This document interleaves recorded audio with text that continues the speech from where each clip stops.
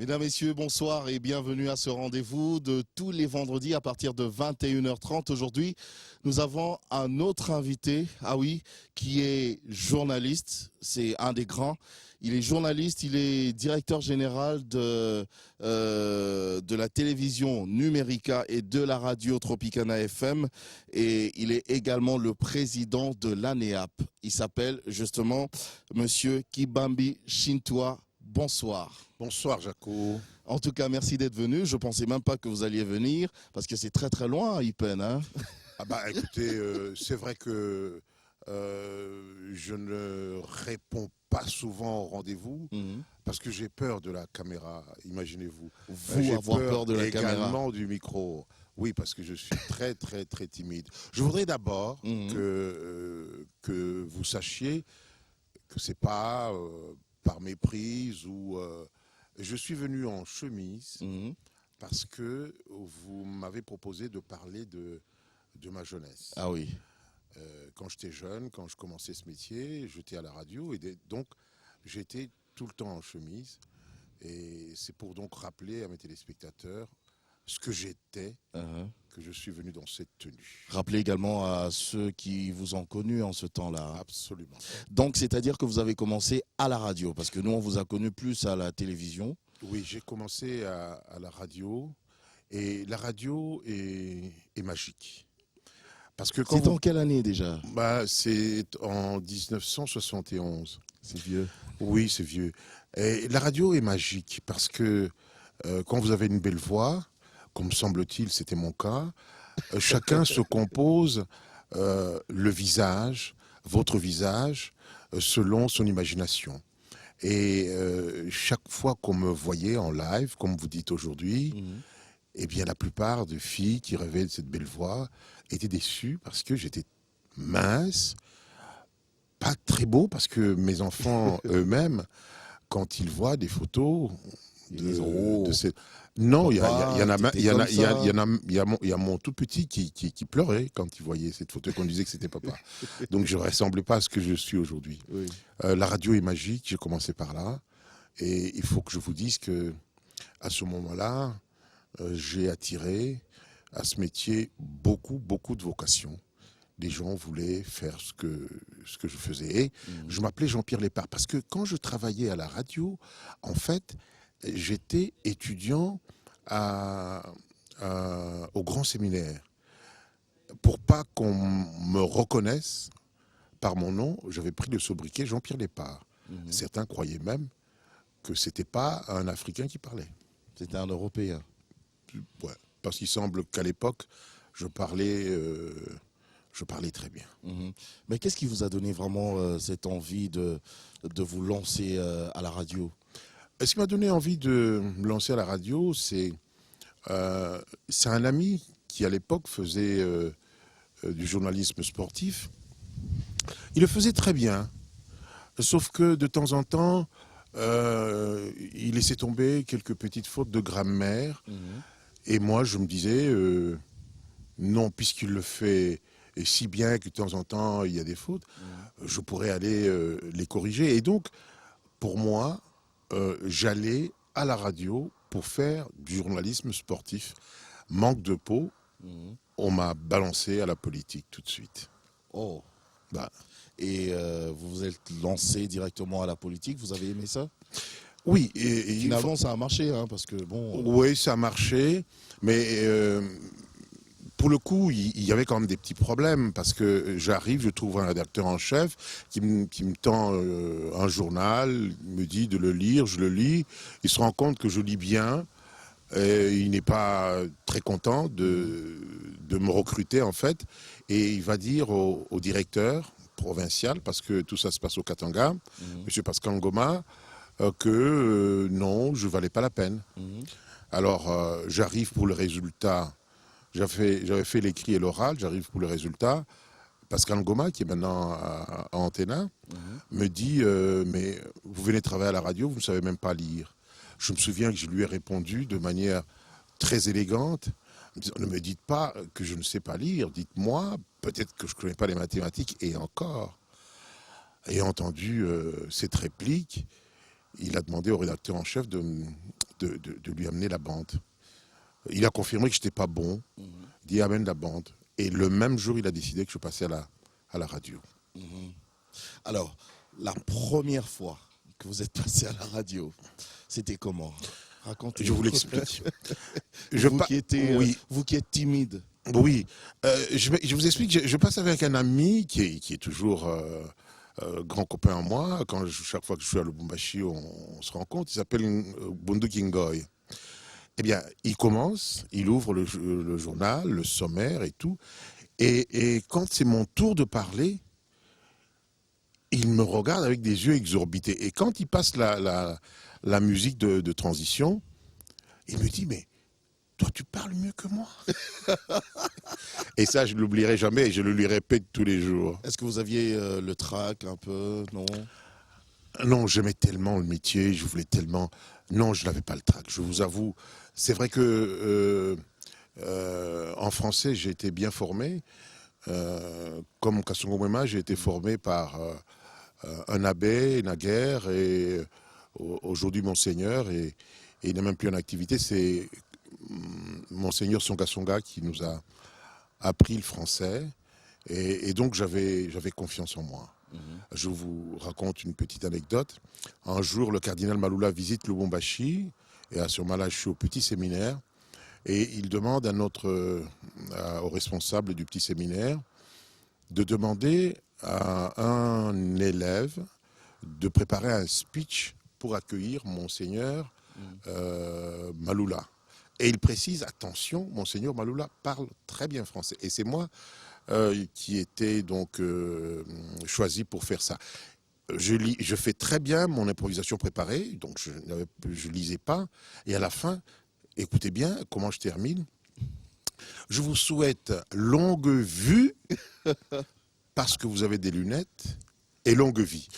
Et mes amis ont applaudi parce qu'ils se sont rendus compte que je m'étais trompé en disant longue vue. En fait, je voulais dire longue vie. Alors, la manière où j'ai rattrapé la faute, tout le monde était heureux. Ah, mais c'est très bien. Mais vous étiez au petit séminaire? Oui, au petit séminaire, et puis après, je suis allé au grand séminaire. Ah, donc, le petit, le grand séminaire, ça ne vous a jamais tenté un jour de porter la soutane? Ah oui, mais tout à fait. Vous savez, je voulais bien porter la soutane. En mais bon chrétien. Oui, mais la vocation journaliste a pris le dessus. Parce que vraiment, on m'a suivi pour que je devienne prêtre. Mais non, c'était trop fort. La radio m'attirait plus que tout le reste. Vous vous rendez compte à l'époque, parce que vous ne vous imaginez pas, à l'époque, il y a une seule radio à Lubumbashi, une seule télévision. Et donc, quand vous parlez, c'est tout le monde qui vous écoute. Vous êtes vedette en un jour. Aujourd'hui, devenir vedette de télévision, c'est très, très compliqué. Moi, je ne vous envie pas.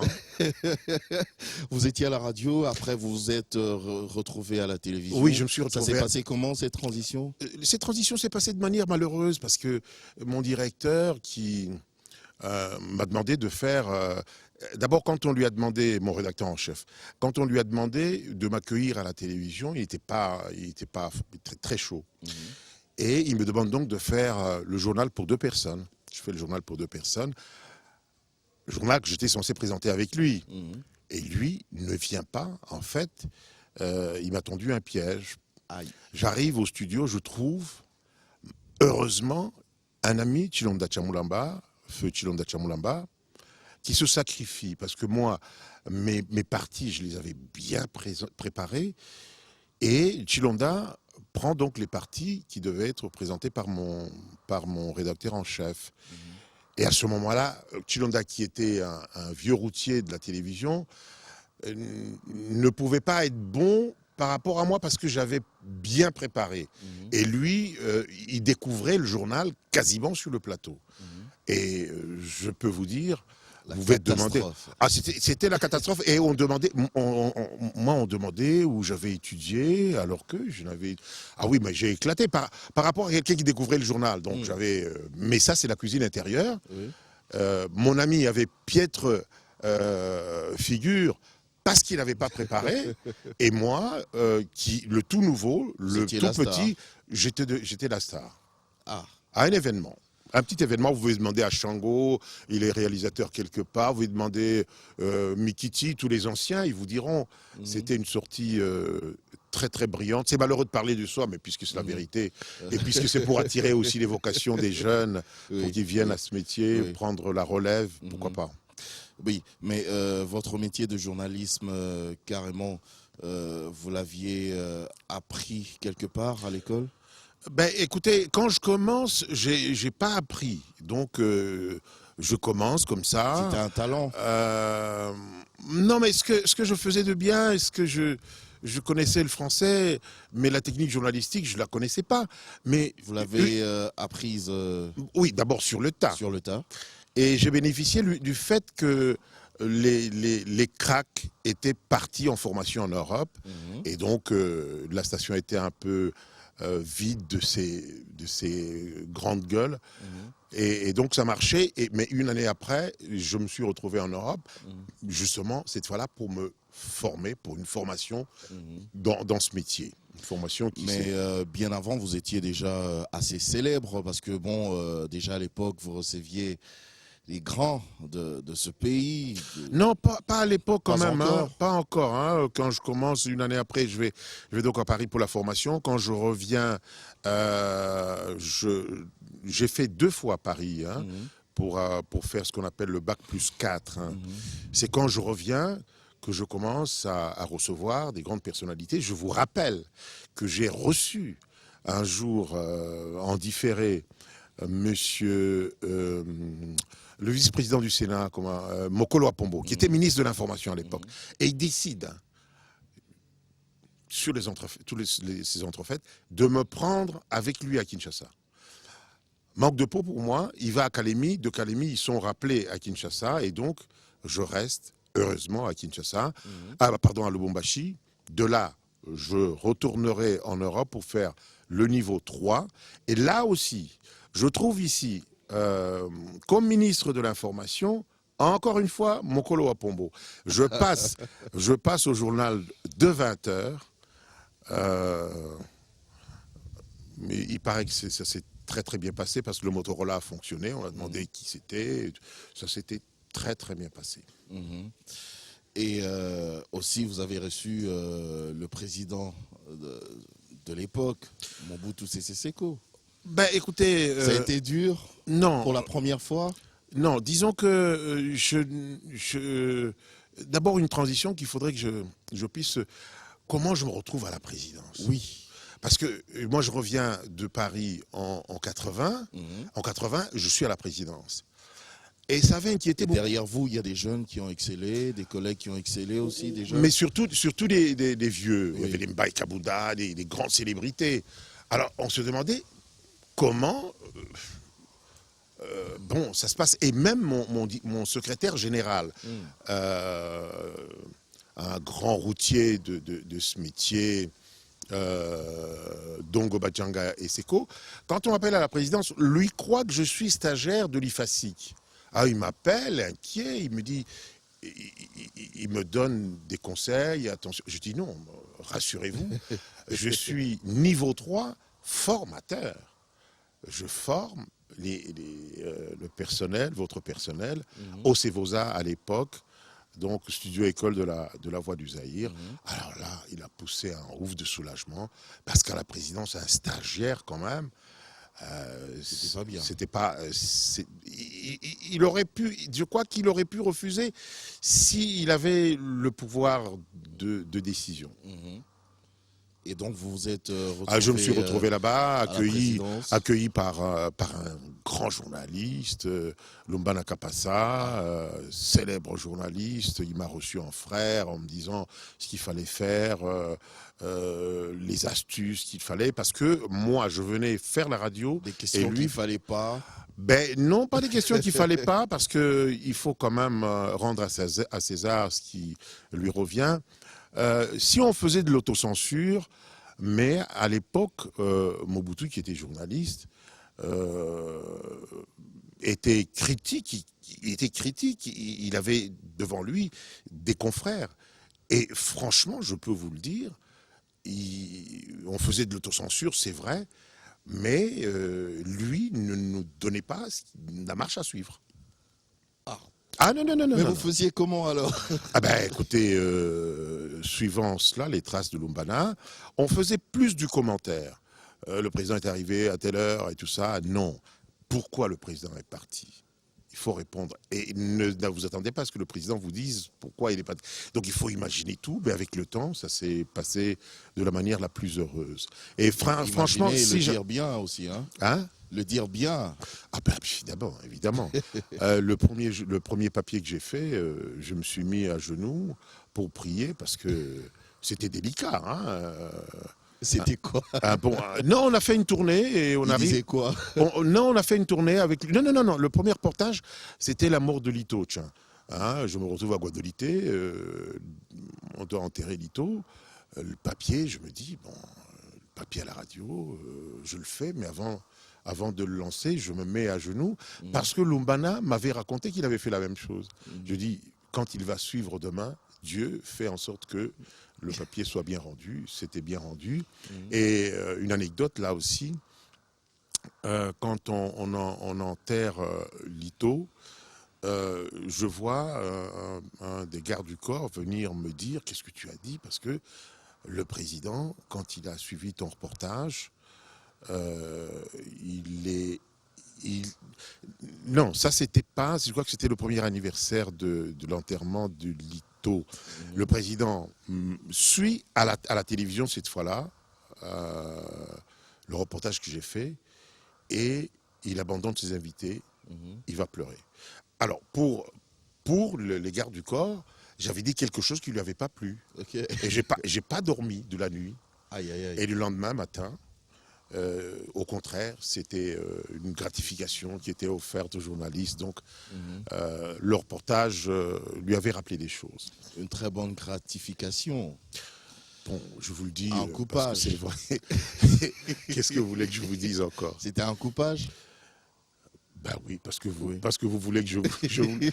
Mais je pose cette question parce que finalement, on va en reparler. Non, parce que vous parlez de coupage, je vais vous raconter une anecdote. Moi, j'étais tellement sûr de moi qu'en fait, je n'attendais pas le coupage. Moi, je rentrais à la maison, je mettais de la valeur ajoutée sur le reportage et on me cherchait après. Je ne sais pas si on se comprend.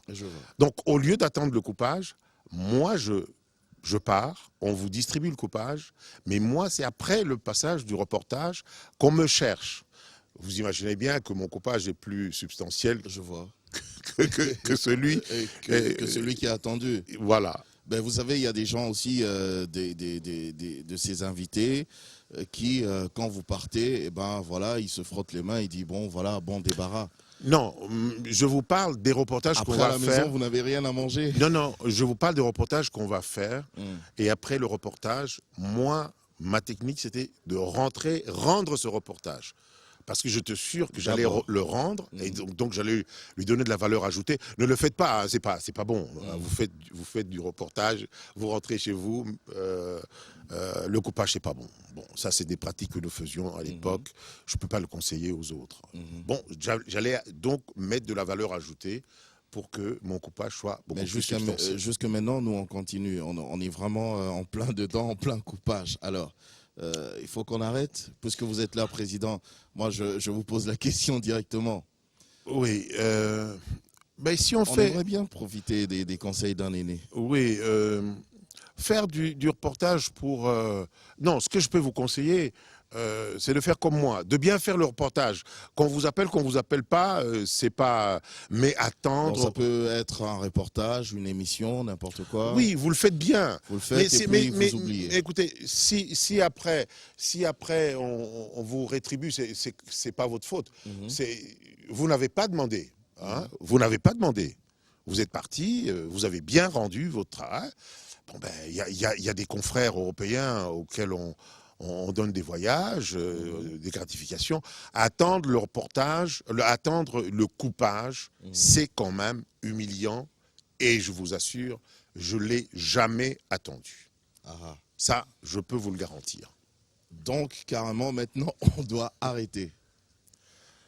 On doit arrêter ça parce que... Bon, Vous faites de reportages. Mais aujourd'hui, je vous parle encore une fois de l'époque où il y avait qu'une seule radio, une seule télé. Et donc, on ne pouvait que suivre l'autorité pour laquelle vous alliez faire le reportage, était obligé de suivre, ou en tout cas d'en entendre parler autour de lui. Alors, je vous pose directement cette question, puisqu'on est vraiment dedans. Actuellement, nous, journalistes, nous, jeunes journalistes, on nous accuse de ne plus chercher l'information, aller chasser l'information. On attend qu'on nous appelle pour une information. Alors, qu'est-ce que vous pouvez nous dire par rapport à cela? Mais oui, mais vous savez, quand vous faites une télé, une jolie télé comme celle-ci, belle image et tout ça, n'attendez pas les institutionnels, ça n'intéresse pas. Les institutionnels, on les retrouve partout. Hein. Moi, je pense que... En même temps, c'est important. C'est important, mais c'est comme ces jours-ci, on peut pas passer. On peut pas passer à côté des élections. Non. Mais alors, cherchez l'originalité, cherchez quelque chose d'original. Tiens, bon, moi je suis sur le terrain. Moi, j'ai fait dans mon émission, je suis en train de donner des recettes aux candidats. De donner le portrait robot d'un candidat idéal. Ça, c'est original. Hein, aller faire des portraits, par exemple. Hein, ça, c'est original. Là, vous enrichissez le journal télévisé. L'institutionnel, à la limite, je vais vous dire franchement, hein, chez moi, à la limite, on laisse l'institutionnel qu'on passera demain, et à la place, on passe de la proximité. Hein. De la proximité, pas présenter n'importe comment, de la proximité, travailler. Ça, les gens attendent. Parce que une information. Bah, évidemment, les gens attendent de se voir à la télévision.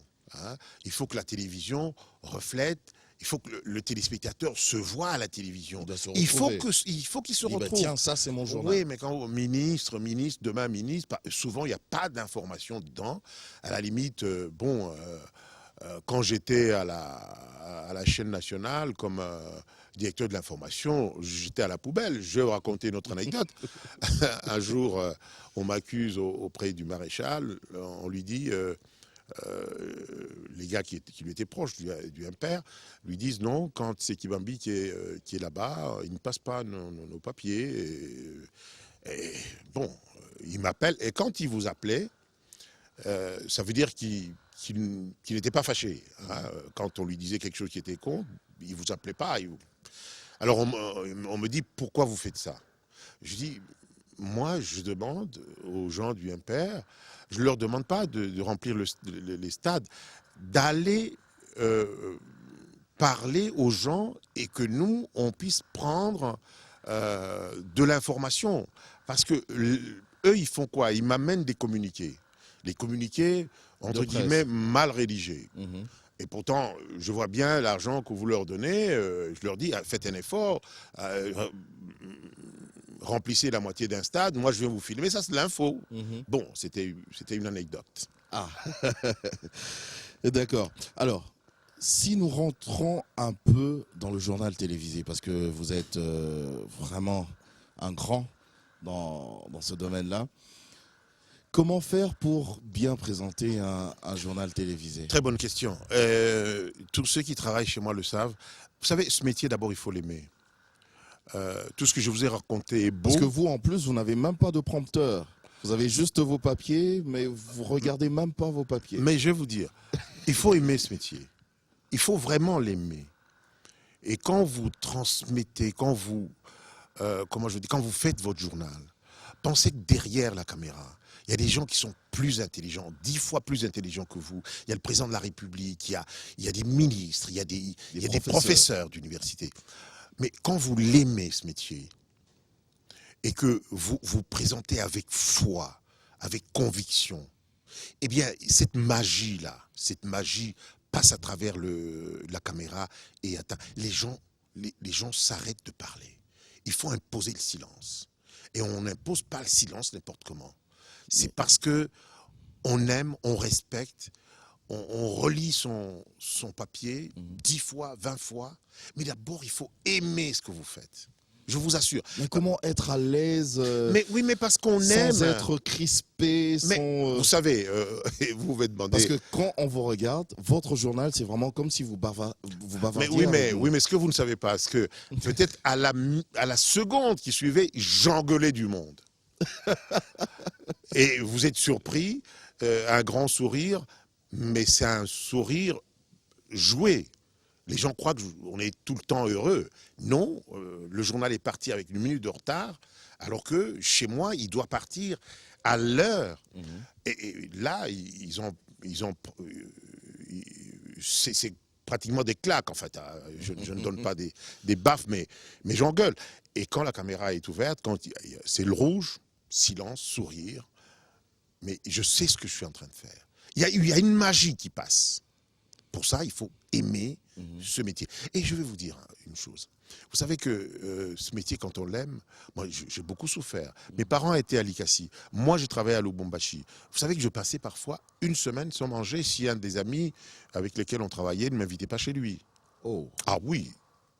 Ah oui, moi, je pouvais rester... Ah, c'est pas un beau métier, ça. Je pouvais rester toute la semaine. J'arrête. Non, mais je pouvais rester toute la semaine. Non, parce qu'il fallait attendre le salaire et tout ça, tout ça. On était collaborateurs extérieurs avec Kassongo Mwema et tout ce monde-là. On restait 1 semaine entière. On vivait d'expédients. Quand on était vraiment fatigué, on allait manger à Likassi pendant 2-3 jours et on revenait. Le 081 00 00 110, continuez à nous envoyer vos questions, comme la question qui vient d'arriver. C'est la question d'un téléspectateur qui demande qu'en est-il maintenant de Tropicana, parce qu'on ne parle que finalement de Numérica. Oui, Tropicana est en version numérique, en TNT. Et comme sur la place de Kinshasa, il n'y a pas beaucoup de gens qui ont des téléviseurs TNT, nous avons momentanément arrêté la diffusion en attendant que la puissance publique puisse permettre à la population de s'acheter des décodeurs. Grâce à ces décodeurs, eh bien, on pourra suivre Tropicana. Nous émettions, mais on émettait pour combien 100 personnes, mobiliser du personnel pour 100 personnes, c'est pas très sérieux quand on a un bon gestionnaire.